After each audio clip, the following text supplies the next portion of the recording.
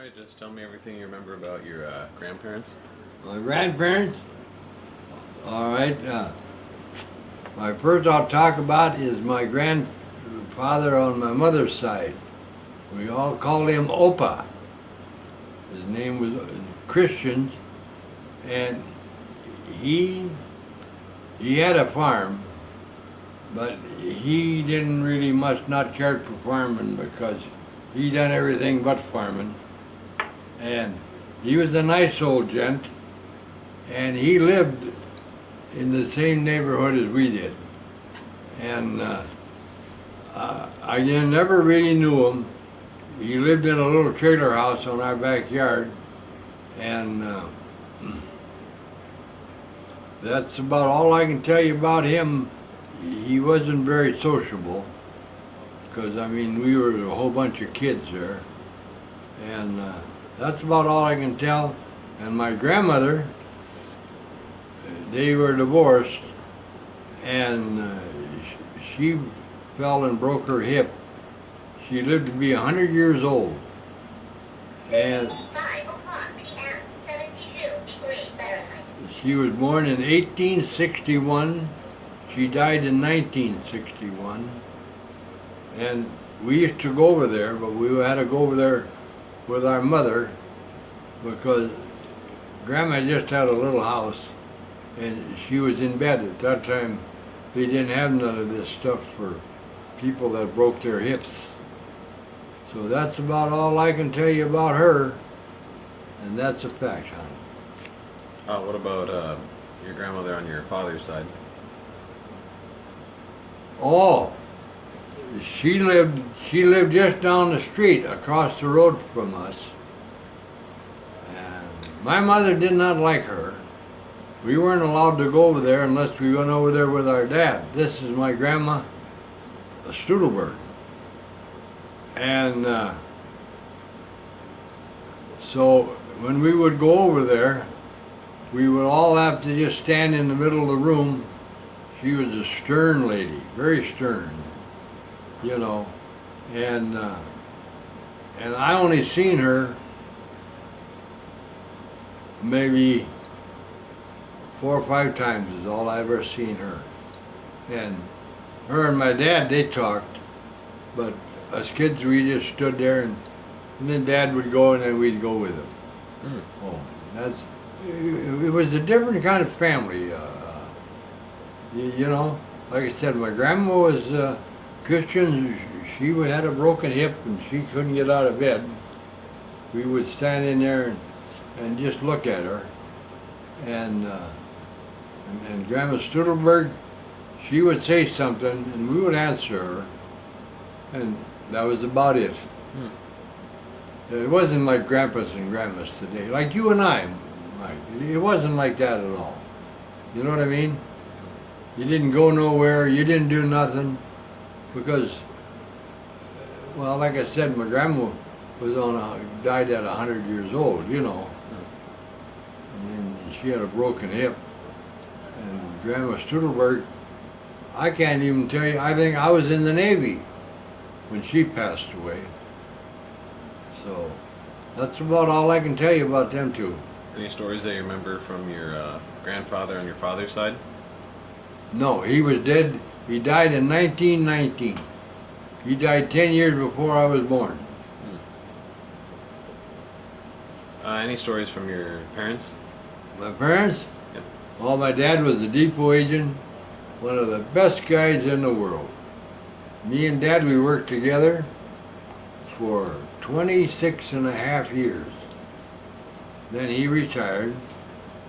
And my mother, well, like I say, in them days, they didn't have all this modern stuff. All she had time to do was to cook and sew, and you know, bake bread. That kept her busy with 10 children. But she wanted to be the boss. You remember my Aunt Marion? A little bit, though. Well, then you got kind of the idea what Grandma Stutelberg was like.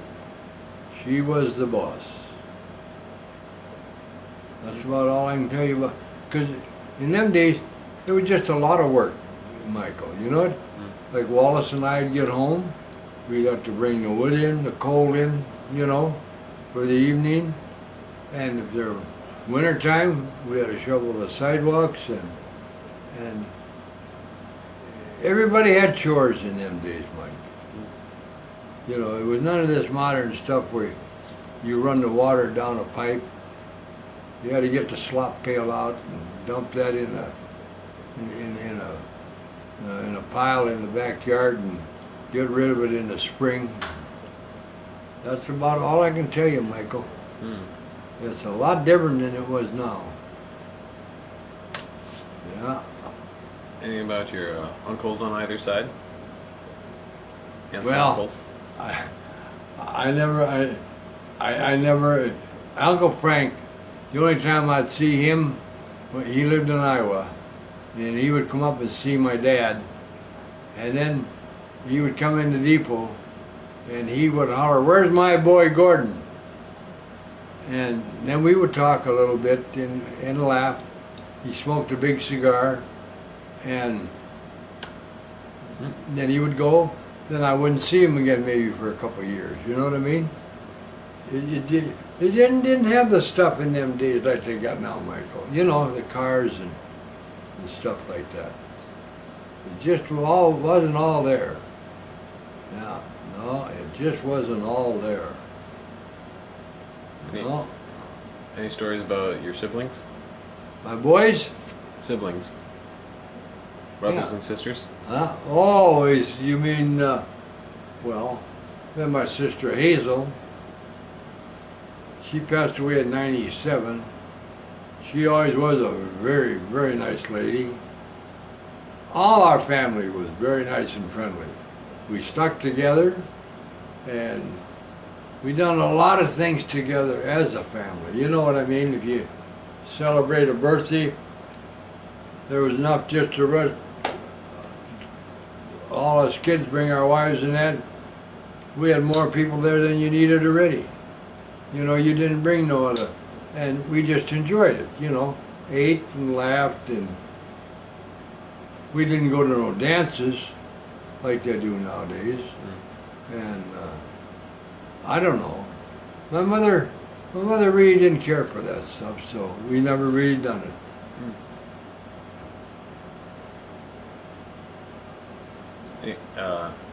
Any stories about during the Navy in the 40s and 50s?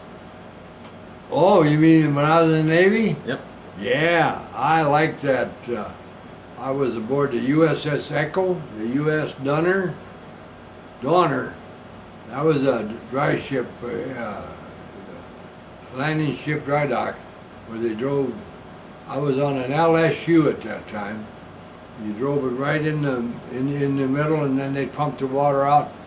And then it was too small to go across the ocean by itself.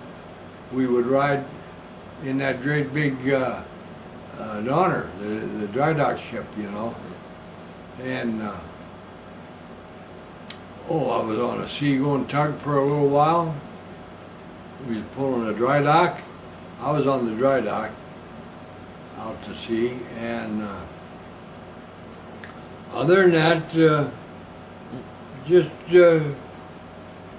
they had a bunch of ships tied up at St. Augustine, Florida.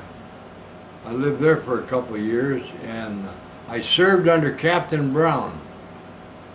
The time they run that Missouri, the only battleship that was in commission, because Harry Truman was president, and they demoted him down to that USS Echo. I was on that troop ship, and he was really mean and bitter. It was very hard to be under him. In them days, if they told you to jump up in the air, you had to jump and high, because it wasn't like nowadays where you could write your congressman and, you know, tell them you're being picked on and crap like that. In them days, you did what you were told, whether you wanted to do it or not. You know what I mean? And that's about all that. There, you just done what you were told to do.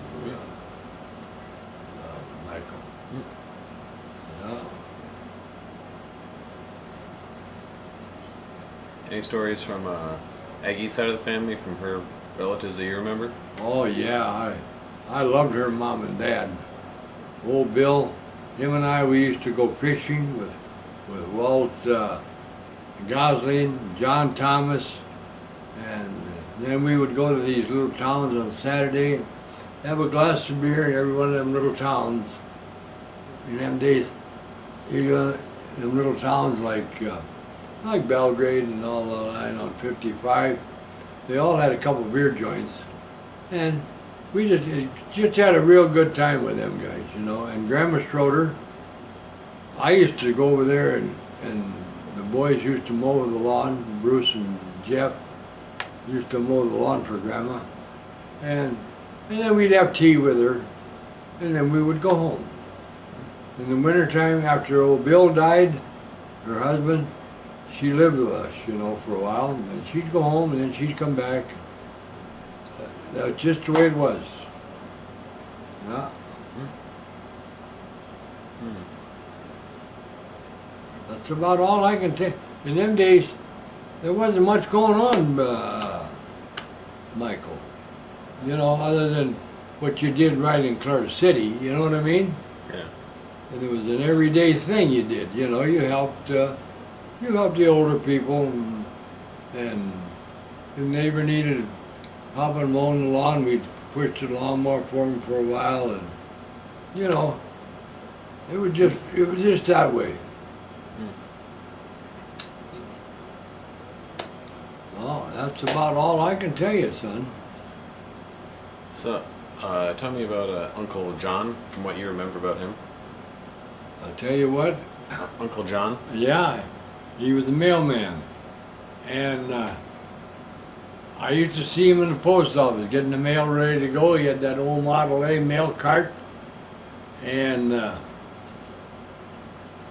he would never say nothing. John was tall, lanky, and very quiet, and he'd come down to the depot and sit and talk to Dad, his brother, my dad, his brother, and I would listen to him.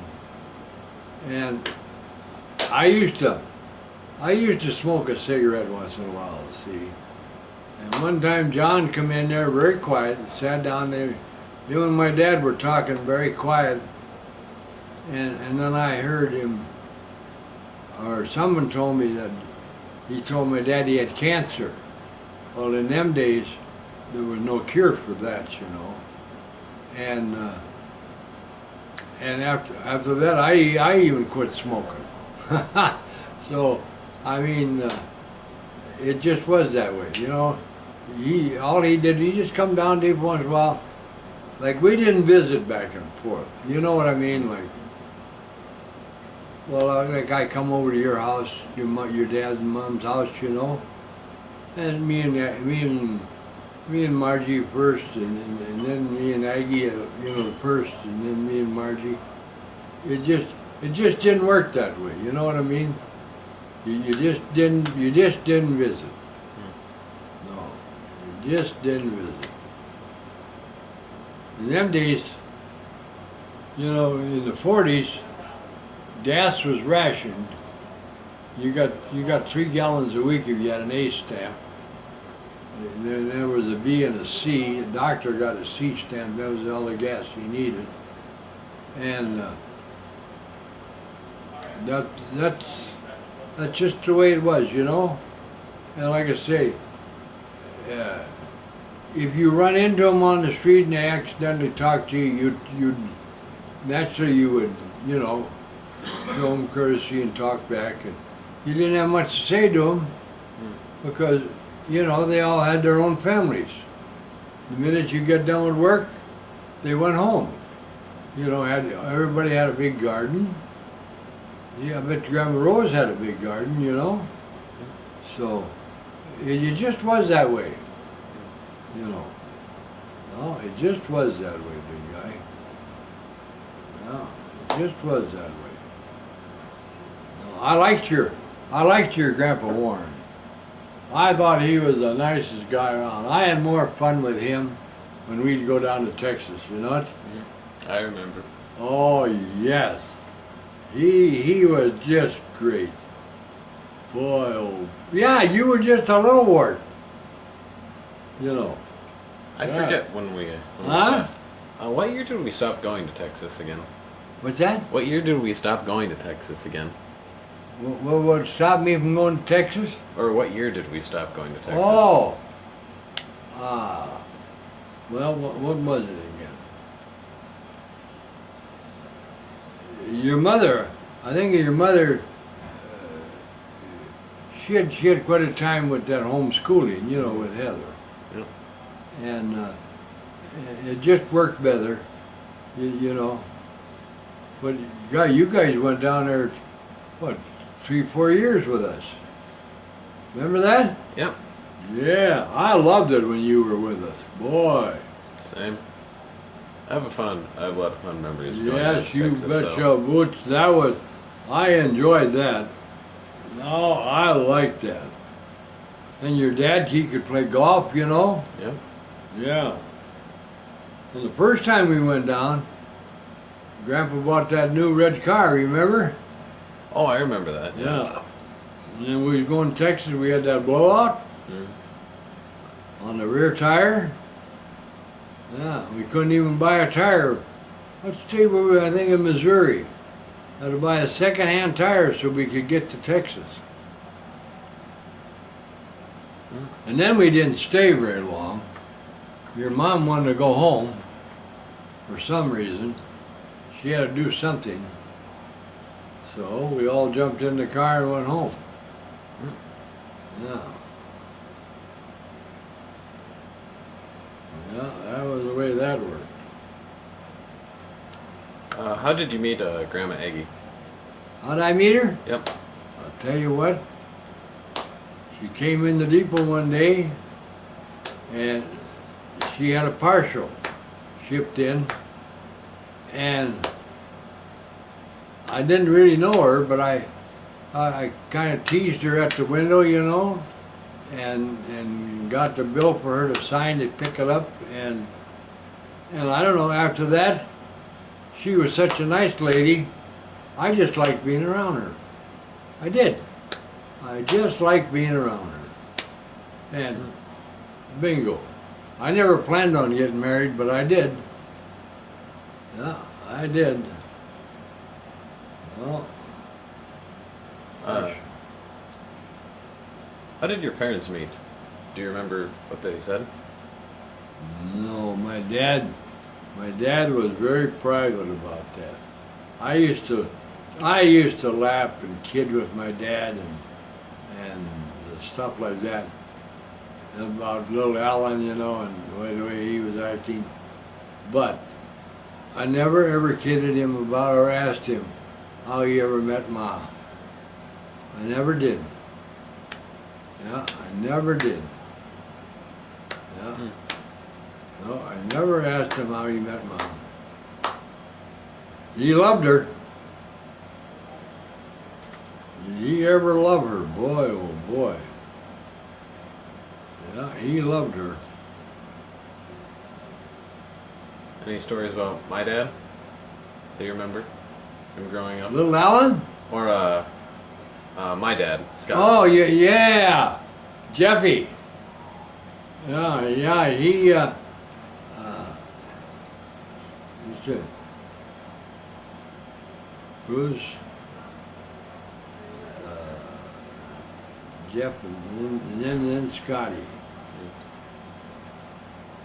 Yeah, one time we had a dog and it was started to snow and we couldn't find Jeffy. And the good thing that little dog stayed right with him. And then we found Jeffy, you know. He was just up by school. But, you know, if the snowstorm would have got real bad, he'd never found his way home, you know. Yeah.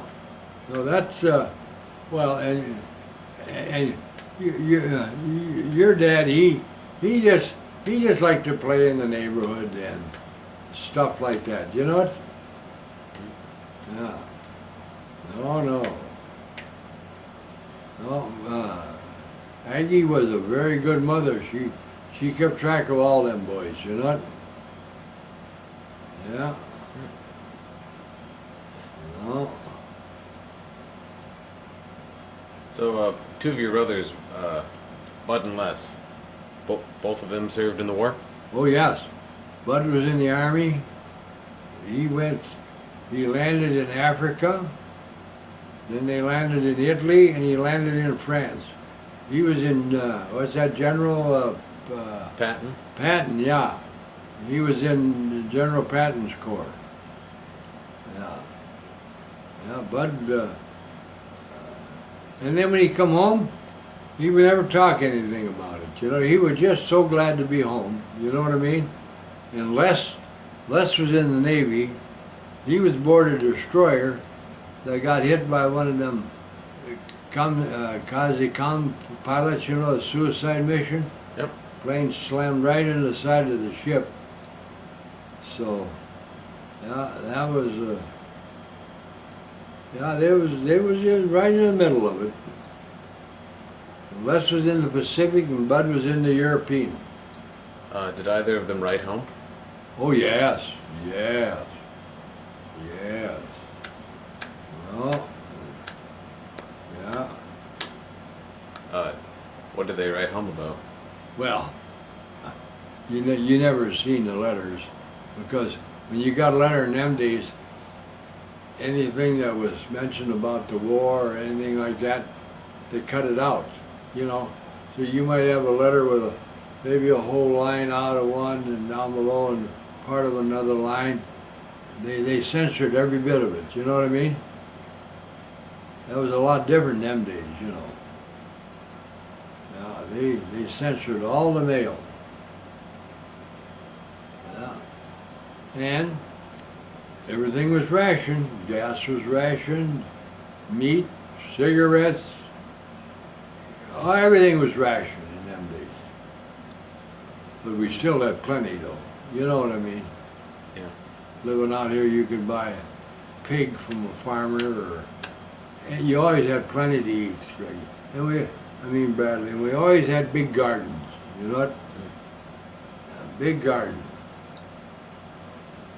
No. Yeah. No. That just, it seemed like everything you done, it was work. You know what I mean? Yeah. No, it was work.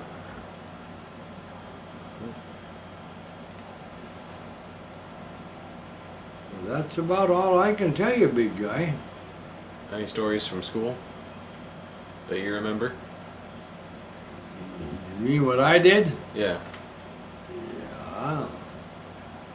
I threw the professor down the stairs. Like 2 flights of stairs. We were sitting in the assembly one day, and I'm sitting there at study hall, and Jerry Bolster was sitting in the desk just right across from me, and he had a big screw. He was putting that in the desk, you know, and here comes Superintendent Johnson. And he stopped and he looked at Bolster and he said, "Is that all you got to do, Bolster?" "Yeah, right now." "Well," he said, "if that's all you got to do, get up and get out of here." Bolster got up, and all I did was laugh, and he said, "Stutelberg, you might as well go along with him. He never did like me, you know." So I got up, you know, and he said to me, "Where are you going?" "Well, it's wintertime, I'm going to get my coat." "No, you're not. You're getting out of here." And he grabbed a hold of me, see? Well, I was a pretty good-sized kid, you know. And I grabbed a hold of him and I walked him to the steps. And I throwed him right down the steps. And I went back and got my coat and put it on, you know. I figured he'd be gone. He was still laying there. So I rode the banister down, you know, and there he was. And the more I looked at him, the madder I got. I picked him up again and throwed him down the next flight of stairs. I rode that one down about that time. Miss Shock, she was a first grade teacher. He fell up against her door. And she came out and she was talking to me. And then he got away from me. He got in his office and shut the door. And I was never allowed back in school. And I was in the 12th grade. And he's the one that started it, but I didn't say nothing, and my dad didn't say nothing either, you know. So that happened to me. You know. Any stories about Wally that you remember? No, I'll tell you the truth. I don't. No, I just can't remember. Wally, he liked girls. I mean, he just liked to be around the girls. He never hung around. I never hung around with Wallace much for being a brother. You know what? No, I never hung around with Wallace much. No, we were too close together in age. He had his friends and I had mine. What did Bud do after the war?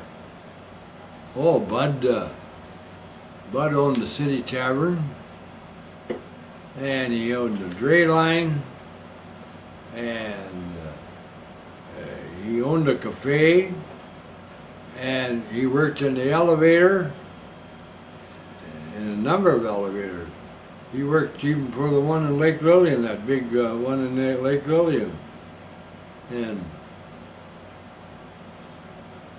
Bud was just a hard worker, and then when he got older, him and Audrey owned A.B. Voight's Cafe at that time. They just kept that, and they had a nice living until Audrey passed away, you know. And after that, he just kind of retired.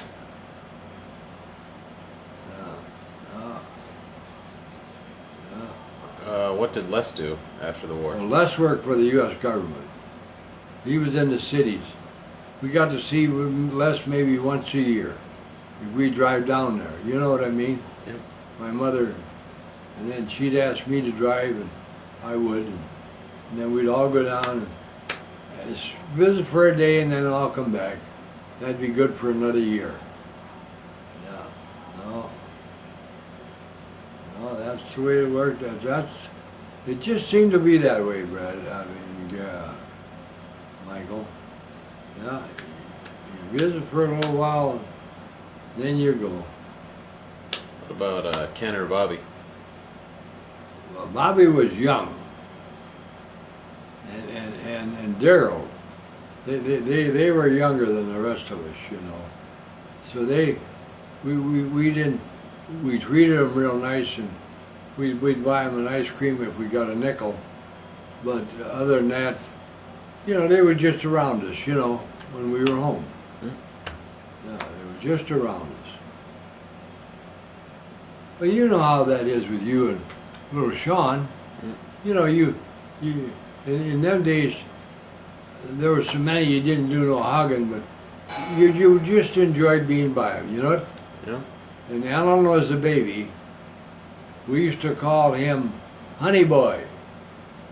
Yeah. Can you imagine calling that little bugger a honey boy? Yeah. Oh, honey boy. Yeah, he was something else. Yeah, he was something else. Yeah. Too bad Marion isn't alive. She could really, you know, she just loves stuff like this. You know that? You'd had a whole 2 or 4 pages already. And Marion would have been alive. Yeah. Sis was real quiet. My sister Mildred, she was real quiet. Yeah, and like I told you, Hazel was the oldest. So, you know, she was gone when we were, working, you know, and that. Yeah, so, I don't know, it just, I bet you, if you ask Rose, she'd tell you the same thing, only she was the mother, you know what I mean? And then you ask her about her family, she would tell you too that they all had chores, you know what? You automatically did them. In them days, they didn't have nothing like this, Bradley. Them old houses were cold, you know what?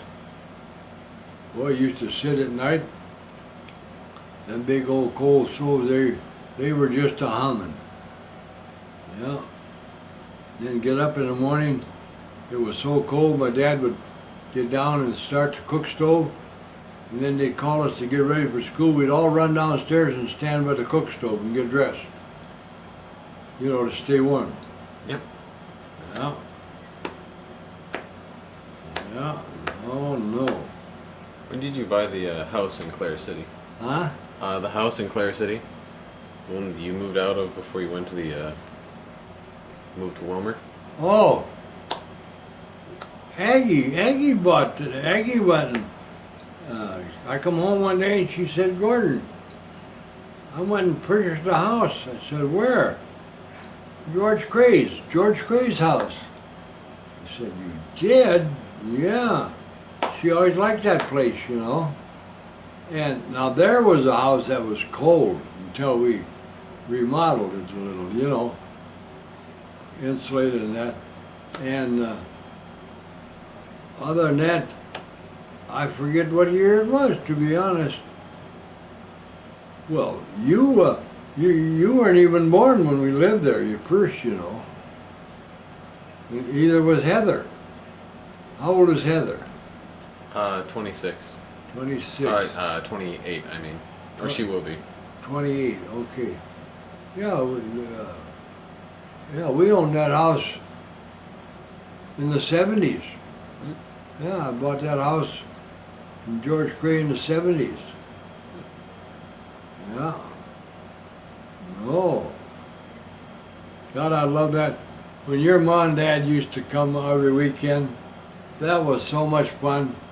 We would sit in the front room with a big blanket and a couple pillows, and you and little Heather on my lap, and we would watch the Smurfs on Saturday morning, you know. I just love that. Oh, God, that was good. Yeah, you were just a little guy. Yeah, you were just a little guy. Yeah, you were just a little guy. I do remember that. Huh? I remember those summers. Yep, you bet your boots. Yeah. Then the summertime you guys would come and stay with Grandma Aggie, you know. And then I would come home and we'd go for a walk, you and I, around town. Yeah. Oh, no. Yeah.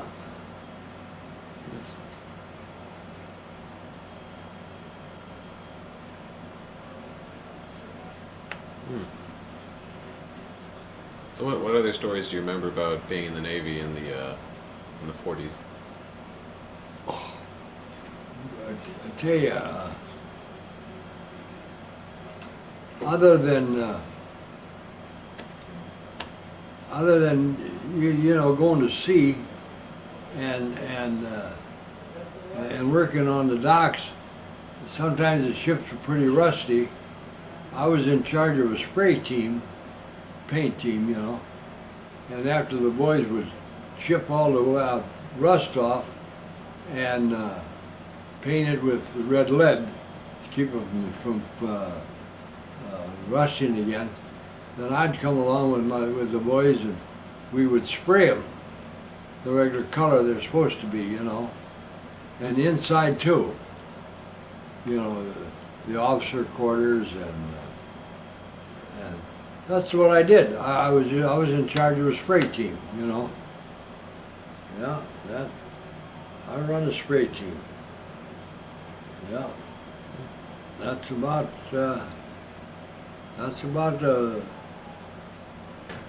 I wouldn't even know That's a fact. We was on the pier, just about where the tugboat's tied up, and they would bring the ships in there, and there's where we would work on them. You know what I mean? Yeah. No, that's where we would work on them. Yeah. I run the spray team. What do you remember about working on the railroad with your dad? Oh, that was beautiful. We had a lot of work to do, I'll tell you. We used to get big semi loads of freight in there. Wallace was the drayman, and my dad was the agent. I was the clerk, and I used to have to type up all the freight bills and take care of the P&D, so Wallace got paid for hauling freight and build grain and all that. And my dad took care of the cash books and all that. We worked, and in them days, if you didn't have 8 hours, where's that at, bro? Right here.